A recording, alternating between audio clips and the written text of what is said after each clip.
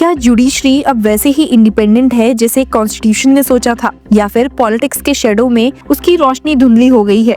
हर आम इंसान ये मानता है कि कोर्ट के सामने सब इक्वल है, लेकिन जब पॉलिटिकल इन्फ्लुएंस का आरोप जुडिशरी पर लगने लगे तो ट्रस्ट का क्या होगा? क्या जजेस की कुर्सी तक पहुंचने के लिए अब पॉलिटिकल लिंक्स एक नया पासपोर्ट बन गए हैं? क्या रूलिंग पार्टी का हाथ जुडिशरी के डिसीजंस तक पहुंचने लगा है? ये सवाल सिर्फ एक केस का नहीं, पूरे सिस्टम का है, और इसका जवाब शायद डेमोक्रेसी के फ्यूचर को डिफाइन करेगा। 5 अगस्त ने महाराष्ट्र की पॉलिटिक्स और जुडिशरी दोनों को एकदम शेक कर दिया। एडवोकेट आरती अरुण साठे की बॉम्बे हाई कोर्ट जज के रूप में अपॉइंटमेंट ने एक बड़ी कंट्रोवर्सी को जन्म दिया है। रीजन, साठे का बीजेपी से पुराना कनेक्शन। यस, वो महाराष्ट्र बीजेपी की ऑफिशियल स्पोक्सपर्सन रह चुकी हैं, और ये फैक्ट सामने आते ही ऑपोजिशन ने सरकार पर जुडिशियल इम्पार्शियलिटी खत्म करने का इल्जाम लगा दिया है। जुलाई 28, 2025 को सुप्रीम कोर्ट ने 3 एडवोकेट्स अजीत भगवंतराव कनिंगकर, आरती अरुण साठे और सुशील मनोहर गोडेश्वर को बॉम्बे हाई कोर्ट के जज के रूप में अप्रूव किया था। पर जैसे ही आरती साठे का नाम अनाउंस हुआ, ऑपोजिशन खासकर एनसीपी शरद पवार फैक्शन ने सरकार की नीयत पर सवाल उठा दिए। यहाँ तक कि तृणमूल कांग्रेस और राहुल गांधी की कांग्रेस ने भी कहा कि जब एक रूलिंग पार्टी का स्पोक्सपर्सन बेंच पर बैठेगा तो न्यूट्रलिटी का क्या होगा? एनसीपी एसपी एमएलए और जनरल सेक्रेटरी रोहित पवार ने तो डायरेक्टली एविडेंस के साथ सरकार को घेरा। उन्होंने एक स्क्रीनशॉट शेयर किया जिसमें बीजेपी का ऑफिशियल लेटर हेड था, और साठे का सोशल मीडिया पोस्ट जिसमें उन्होंने अपने स्पोक्सपर्सन होने की बात एक्सेप्ट की थी। पवार ने बिल्कुल ब्लंटली बोला, the appointment of a person who advocates for the ruling party from a public platform as a जज is the greatest blow to democracy. Rohit Pawar ने फर्दर ये भी कहा कि जुडिशरी को पॉलिटिकल एरिना में बदलने की कोशिश हो रही है। उन्होंने सरकार से क्वेश्चन किया, by merely possessing the qualification to become a judge and appointing politically affiliated individuals directly as judges, isn't this tantamount to turning the judiciary into a political arena? उनका पॉइंट क्लियर था कि problem Sathe का legal qualification से नहीं है, बल्कि उनके political पास से है, जो जुडिशरी के इम्पार्शियल इमेज को डैमेज कर सकता है।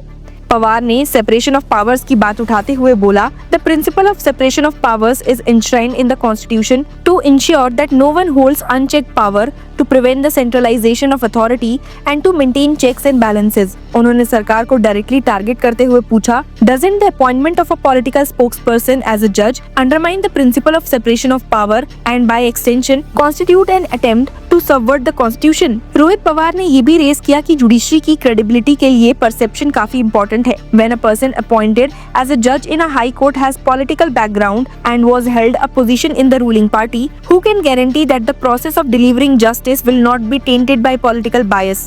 Doesn't the appointment of a single political figure raise questions about the entire process of justice delivery? वो क्लियरली कह रहे थे कि लोगों का belief justice is delivered without any बायस पे बेस्ड है।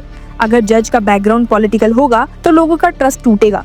पवार ने कंक्लूड करते हुए बोला है that there is no objection to the qualification of the appointed individual, but the appointment of such a person strikes at the sentiment of ordinary citizens that justice is delivered without any bias। और उन्होंने demand की कि government इस decision पर rethink करे और judiciary को भी इन्वॉल्व करे। पवार ने कहा, the honourable chief justice should also provide guidance on this matter. इसी अपॉइंटमेंट को आधार बनाते हुए तृणमूल कांग्रेस और इंडियन नेशनल कांग्रेस भी पीछे नहीं रही है। टीएमसी के ऑफिशियल ट्विटर हैंडल ने पोस्ट किया और जुडिशरी और बीजेपी दोनों को टारगेट किया। When the seat of a judge becomes a reward for party loyalty and not legal acumen, what remains of judicial integrity? It is a pattern where allegiance to BJP for India is valued more than allegiance to the constitution। Congress ने तो इस मुद्दे को recent supreme court hearing से भी link किया, जहां राहुल गांधी को इंडियन आर्मी और चाइनीज ट्रूप के क्लैश के ऊपर किए गए रिमार्क्स के लिए डांटा गया था। इंडिया विद कांग्रेस के ऑफिशियल पेज ने ट्वीट किया है, article 50 calls for separation between judiciary and executive, yet here we are,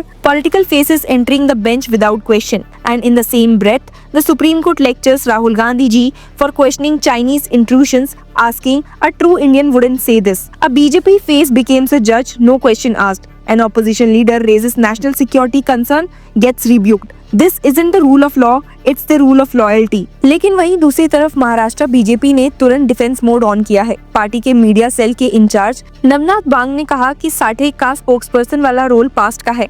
It is true that Miss Aarti Sathe was Maharashtra BJP spokesperson, but Before her appointment as judge of the Bombay High Court, she had already submitted her resignation as a party spokesperson. पर ये defence opposition के गुस्से को काम नहीं कर पाया है। सरकार का कहना है कि साठे ने रिजाइन किया, लेकिन ऑपोजिशन ये कह रही है कि पॉलिटिकल बैगेज रिजाइन के बाद भी खत्म नहीं होता। अब सवाल ये है कि क्या जुडिशरी के लिए सिर्फ क्वालिफिकेशन ही काफी है या पॉलिटिकल न्यूट्रलिटी भी इक्वली इम्पोर्टेंट है। इस पूरी कंट्रोवर्सी ने एक बार फिर से ये डिबेट इग्नाइट कर दी है कि क्या रूलिंग पार्टी के क्लोजली एसोसिएटेड इंडिविजुअल्स को बेंच पर बिठाकर जुडिशरी की इंडिपेंडेंस कॉम्प्रोमाइज हो रही है, या फिर ये सिर्फ ऑपोजिशन का पॉलिटिकल स्टंट है सरकार को कॉर्नर करने के लिए।